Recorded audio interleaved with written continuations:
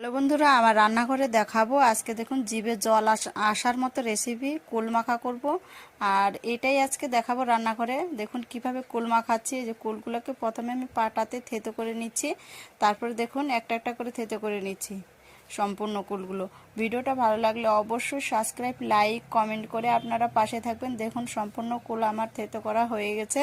এখন আমি দিয়ে দিয়েছি এখানে ধনেপাতা আর হচ্ছে কাঁচা লঙ্কা, আর এখানে একটু দিয়ে দিয়েছি স্বাদ মতো লবণ, তাহলে বাটতে ভালো হবে।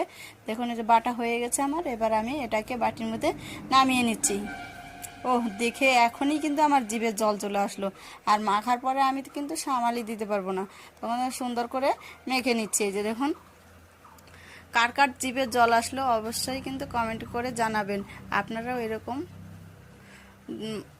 কুল মাখা খেয়ে দেখবেন, টেস্ট লাগবে ধনেপাতা দিয়ে। এই দেখুন কত সুন্দর, আর জল সামাল দেওয়া যাচ্ছে না।